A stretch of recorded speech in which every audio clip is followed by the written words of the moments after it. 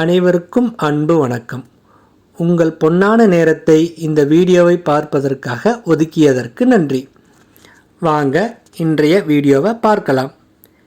இனிமேல் உங்களுடைய கார் அல்லது பைக்கிற்கு இன்சூரன்ஸ் இல்லைன்னா உங்கள் சொத்தையே எழுதி தர வேண்டிய நிலைமை வர இருக்கிறது. எனவே மக்கள் அனைவரும் எச்சரிக்கையாக இருங்க.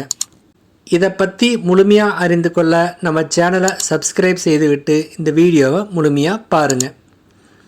இந்திய சாலைகளில் ஏராளமான வாகனங்கள் இன்சூரன்ஸ் இல்லாமல் பயணம் செய்துக்கிட்டு இருக்குது. இன்சூரன்ஸ் இருந்தால் ஏகப்பட்ட நன்மைகள் உங்கள் வாகனங்களுக்கு கிடைக்கும்னு முதல்ல தெரிஞ்சுக்குங்க.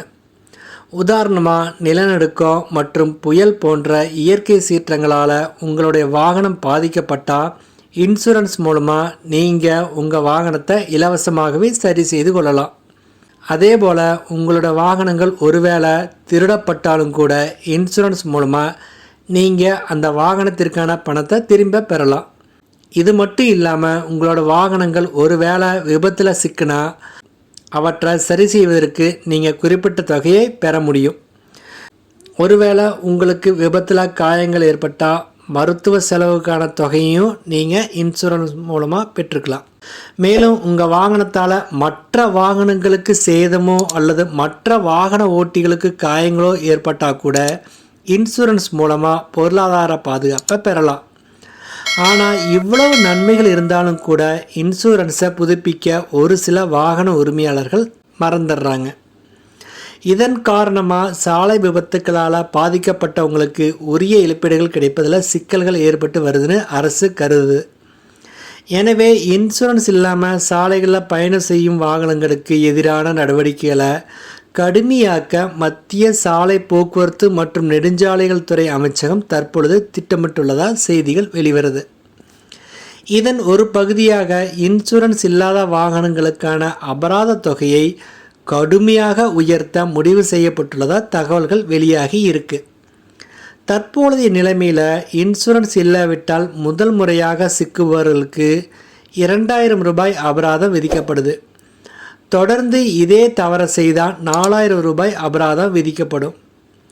இது மட்டும் இல்லாமல் 3 மாதங்கள் வரை சிறை தண்டனை விதிக்கப்படுவதற்கான வாய்ப்புகளும் இருக்குது. ஆனால் இனிமே அப்படி கிடையாது. இனி முதல் முறையாக சிக்கினா வாகனத்தின் அடிப்படை பிரீமியம் கட்டணத்தை விட 3 மடங்கு தொகையை அபராதமாக செலுத்த வேண்டி இருக்கும். அதே போல் தொடர்ந்து இதே தவறு செய்தால் வாகனத்தின் அடிப்படை பிரீமியம் கட்டணத்தை விட 5 மடங்கு அதிக தொகையை அபராதமாக செலுத்த வேண்டி இருக்குன்னு அரசு சார்பில் தெரிவிக்கிறாங்க.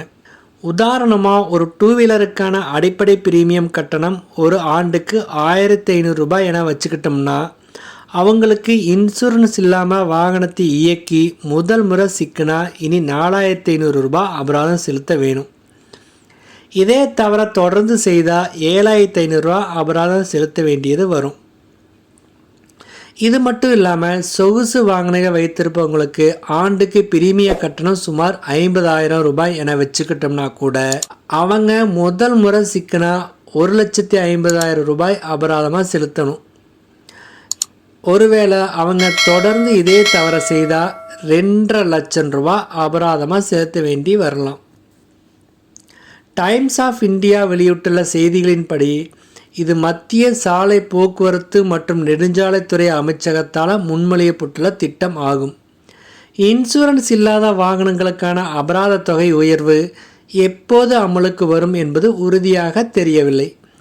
ஆனால் கூடிய விரைவில் புதிய அபராத தொகைகள் அமலுக்கு வரும் என எதிர்பார்க்கப்படுதுன்னு சொல்கிறாங்க. எனவே அனைவரும் உங்கள் 2 சக்கர மற்றும் 4 சக்கர வாகனங்களுக்கு இன்சூரன்ஸ் எடுத்துக்கொள்ளுமாறு அன்புடன் கேட்டுக்கொள்கிறோம்.